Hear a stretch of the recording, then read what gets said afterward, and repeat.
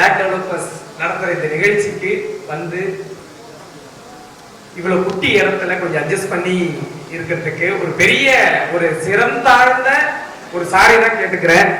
இந்த ரொம்ப முகூர்த்த நாளுங்கிறதுனால எங்களுக்கு நோ ஹோட்டல்ஸ் நோ பிளேசஸ், கொஞ்சம் மன்னிச்சுக்கோங்க, அட்ஜஸ்ட் பண்ணிக்கோங்க.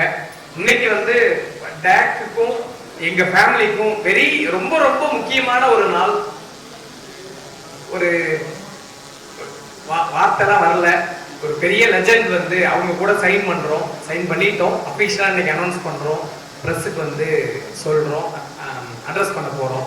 நிறைய பெரிய ஜாம்பவான்கள் வந்திருக்கீங்க, முக்கியமா பத்திரிகையாளர்கள். எப்பயுமே எங்க கம்பெனி சின்ன லெவல்ல இருந்து இன்னைக்கு வரைக்கும் பெரிய சப்போர்ட்டா இருக்கீங்க. பத்திரிகையாளர்கள் இல்ல அப்படின்னா எங்க பிராண்ட் இவ்வளவு பெருசா வளர்ந்துருக்காது. ரொம்ப ரொம்ப நன்றி. அப்புறம் எங்க டாக்கோட இருக்கிற எங்க அசோசியேட்ஸ், ஃப்ரெண்ட்ஸ், நலம் விரும்பிகள் நிறைய பேர் வந்திருக்கீங்க. எவ்வளவு ரொம்ப ரொம்ப முக்கியமானவங்க மட்டும் தான் இன்வைட் பண்ணியிருக்கோம். ஒரு பெரிய ரொம்ப முக்கியமான ஃப்ரெண்ட்ஸ் எல்லாரும் வந்திருக்கீங்க. ரொம்ப நன்றி. ரொம்ப நேரம் அந்த ஈவெண்ட் இல்லாம எவ்வளவு ஷார்ட்டா முடிக்க முடியுமோ பண்ணணும்னு நினைக்கிறோம். ரொம்ப இன்ட்ரெஸ்டிங்கா இருக்கும். அவங்கள்ட்ட நம்ம கேட்க போறோம், அவங்க பதில் சொல்ல போறாங்க. எங்க அசோசியேஷன் எப்படி ஸ்டார்ட் ஆச்சு, எப்படி நடக்க போகுது எல்லாத்தையுமே சொல்ல போறோம். எல்லாரும் இருந்து வெளியில வந்து அந்த ரெஃப்ரெஷ்மெண்ட்ஸ் இருக்கு, கொஞ்சம் தயவு செய்து அதை யூஸ் பண்ணுங்க.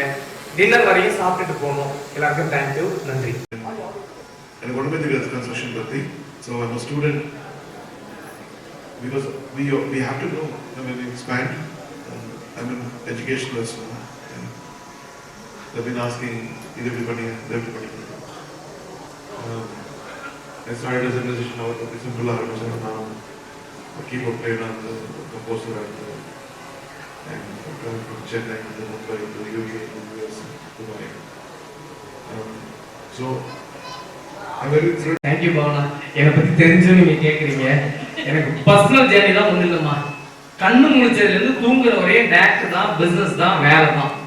என் ஃபேமிலிக்கு தெரியும், என் பசங்களையும் கூட்டு வந்திருக்கேன். எனக்கு அப்புறமும் அவங்க அப்படிதான் இருப்பாங்க. மேபி அவங்க பசங்க அவங்க தான் ட்ரெயின் பண்ணணும்.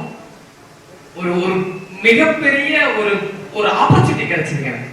ஒரு மேபி சொல்லாமான்னு தெரியல, சொந்த வீடு இல்லாத ஒரு ஃபேமிலி நாங்க.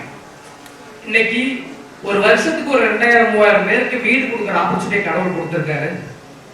மேபி எங்க கஸ்டமர்ஸ் தான் கொடுத்துருக்காங்கன்னு சொல்லும், கடவுள் செகண்டரி தான்.